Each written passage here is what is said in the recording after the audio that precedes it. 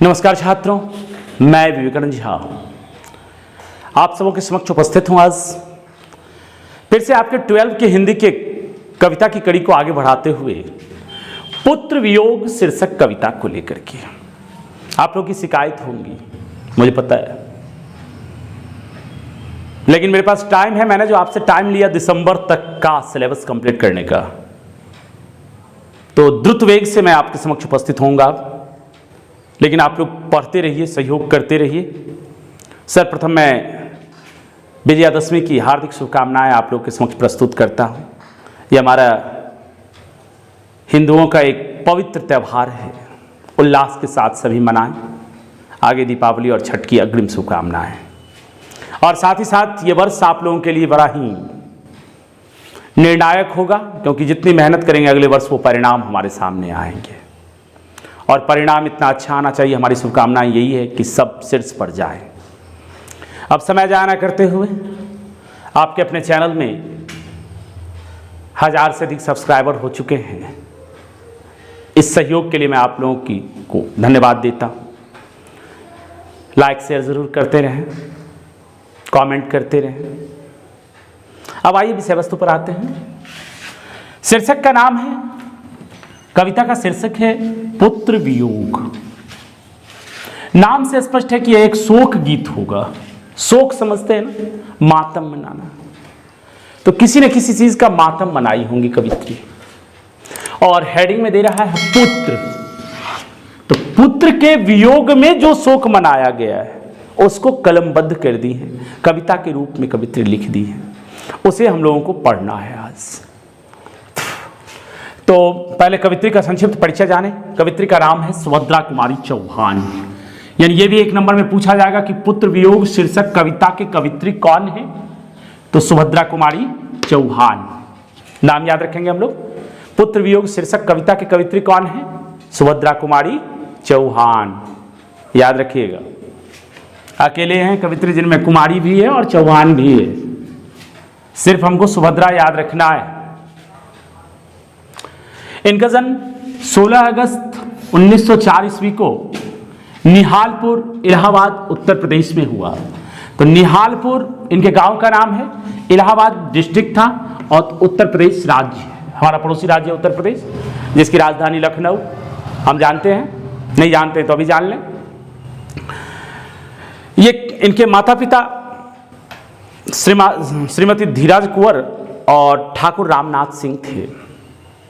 जैसा हमारे समाज में होता है, लड़कियों का विवाह और लड़कों का भी होता है। ऐसा नहीं है कि लड़कियों का ही होगा, लड़की का होगा तो लड़का चाहिए।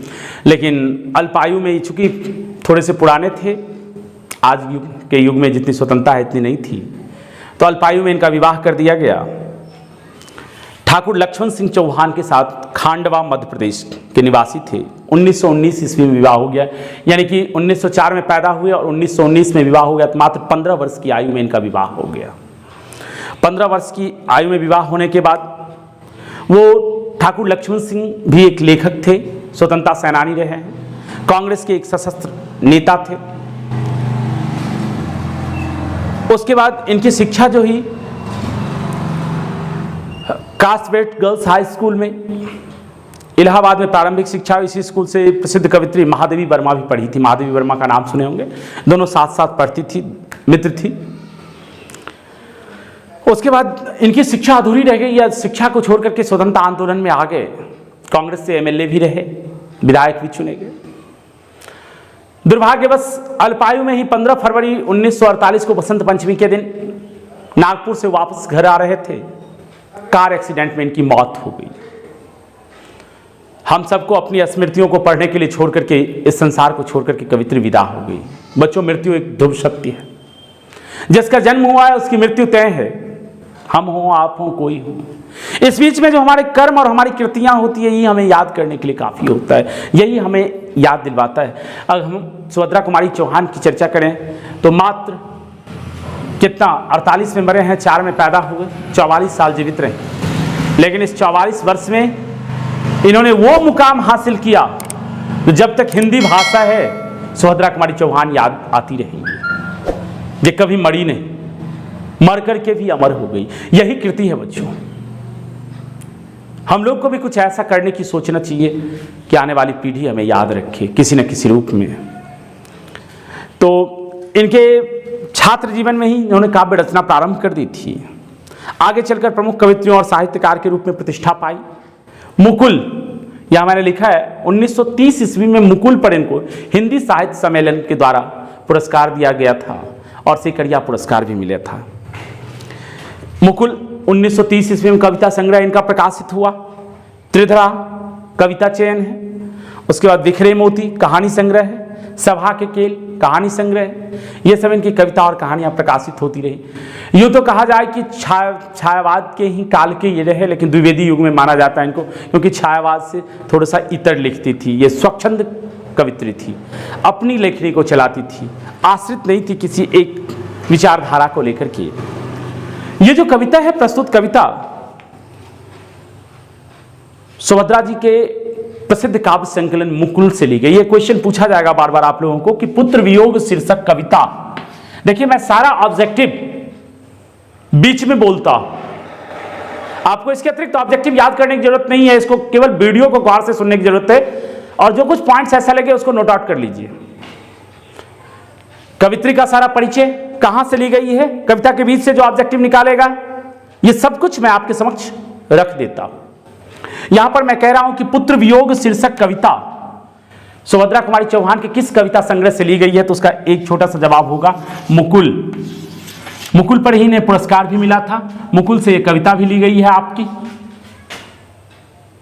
अगर हिंदी साहित्य में चर्चा करें तो सरोज स्मृति जो सूर्यकांत त्रिपाठी निराला रचित है, उसके बाद अगर सबसे कोई प्रसिद्ध शोक गीत है तो सुभद्रा कुमारी चौहान का पुत्र वियोग, इनका पुत्र का असामयिक निधन हो जाता है। उसके बाद इस कविता को लिखती हैं, जो हम लोग के समक्ष है। अब उसको पढ़ने का प्रयत्न करते हैं, हम लोग समझने का प्रयत्न करते हैं। आज दिशाएं भी है हस्ती, है उल्लास विश्व पर छाया, मेरा खोया हुआ खिलौना अब तक मेरे पास ना आया। कवित्री कहती हैं कि आज दिशाएं हंस रही है, किसी के जाने या आने से बच्चों कोई फर्क नहीं पड़ता। प्रकृति एज इट इज चलती रहती है। कुछ क्षण के लिए लोग दुखी होते, फिर धीरे धीरे अपने सामान्य विचारधारा में आ जाते हैं। परिस्थितियां बदलती है, लोग लोगों को भुलाने लगते हैं। लेकिन कवित्री का पुत्र उनसे बिछुड़ गया है, कैसे इसको भुला सकती। कहती आज दिशाएं हंस रही है, विश्व पर उल्लास छा चुका है, सभी और प्रसन्न हैं। लेकिन मेरा जो खोया हुआ खिलौना है, जो कवित्री का खिलौना था, पूछा जा सकता है कवित्री का खिलौना क्या है, तो उनका पुत्र, कवित्री का पुत्र। मेरा जो खोया हुआ खिलौना है अब तक मेरे पास ना आया, वापस कवित्री के पास नहीं आया है। शीत न लग जाए इस भय से, नहीं गोद से जिसे उतारा, छोड़ खाम दौड़ कर आई मां कहकर जिस समय पुकारा। अब एक मां बच्चों के लिए क्या क्या करती है। हम सभी एक मां की संतान हैं, मां की ममता के ऋणी हैं। मां का कितना स्नेह हमारे ऊपर होता है, इस बात को हम याद करते हैं। तो कवित्री कहती है कि शीत न लग जाए, शीत मतलब ठंड, जिसे ठंड न लग जाए, इस भय से कवित्री हमेशा अपने पुत्र को अपने गोद में चिपकाए रहती थी, कभी गोद से उतारी नहीं।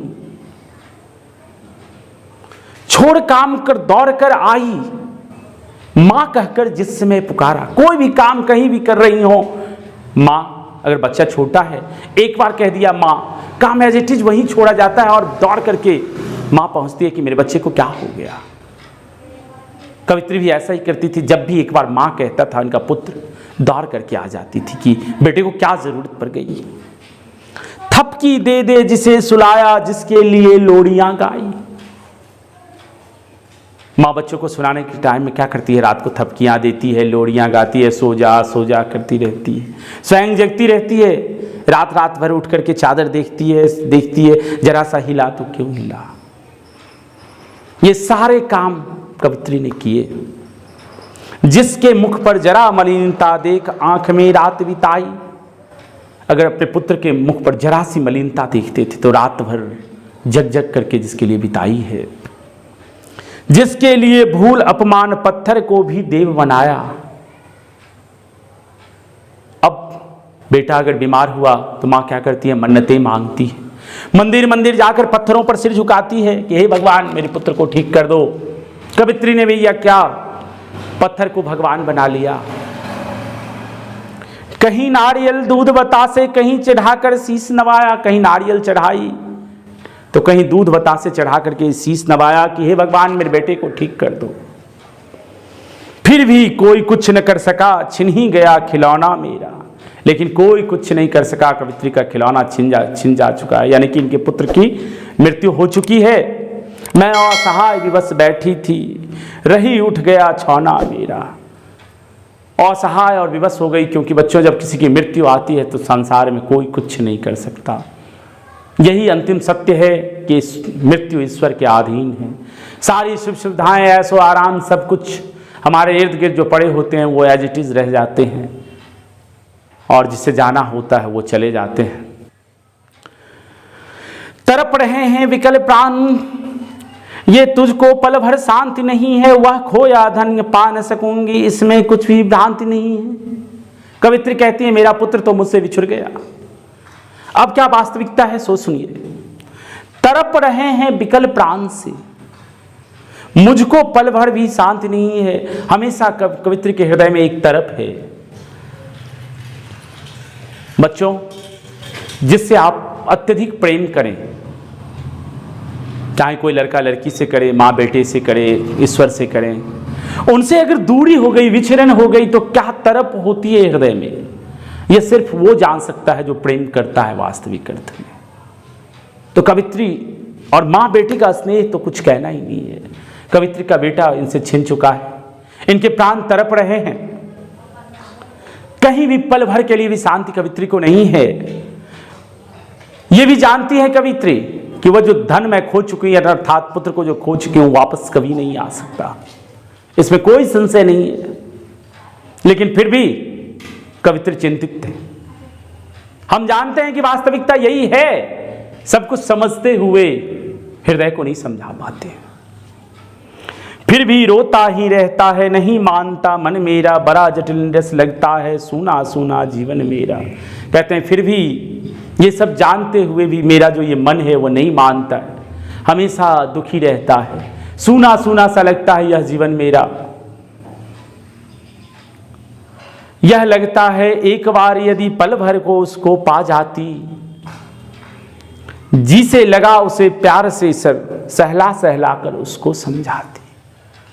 कवित्री ऐसा अनुमान करती कि क्षण भर के लिए वो मेरे पास आ जाता तो मैं अपने गले से उसे लगा लेती, और लगा करके बार बार उससे कहती कि तुमने ऐसा क्यों किया, उसे सहलाती, उसे दुत्कारती, उसे पुचकारती। लेकिन जो मृत्यु की का ग्रास हो चुका हो बच्चों, वो वापस नहीं आता है। सिर्फ अपने दर्द को कलमों में बयां कर रही हैं सुभद्रा कुमारी चौहान। मेरे भैया मेरे बेटे, अब माँ को यूं छोड़ न जाना, बड़ा कठिन है बेटा को कर माँ को अपना मन समझाना। कहती कवित्री कि मैं उससे कहता कि मेरे भैया मेरे बेटे, मुझे छोड़ करके यूं मत जाओ, क्योंकि एक माँ के हृदय को समझाना बड़ा ही मुश्किल है, अपना बेटा खो करके माँ को जीना बड़ा ही मुश्किल है। लेकिन ये नियति का कठोर विधान जो है उसे मानना ही पड़ता है बच्चों। कविता में इतना दर्द है, तो कल्पना कीजिए कि कवित्री के मन में कितना दर्द होगा। हिंदी साहित्य इसमें रस है, ये करुण रस में लिखी गई कविता है।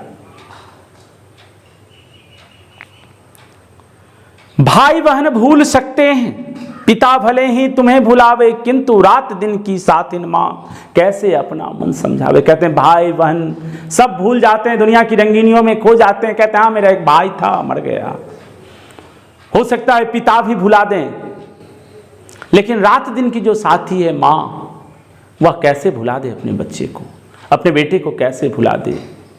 कवित्री का मन इस कारण अत्यंत दुखी है।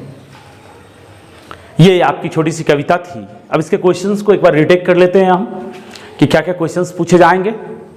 तो क्वेश्चंस में आते हैं सबसे पहले कि पुत्र वियोग शीर्षक कविता किसके द्वारा लिखी गई है। पुत्र वियोग शीर्षक कविता की कवित्री कौन है। तो सुभद्रा कुमारी चौहान का जन्म कहाँ हुआ था? तो निहालपुर, इलाहाबाद, उत्तर प्रदेश में। कब हुआ था? 16 अगस्त 1904 ईस्वी को। निधन कब हुआ?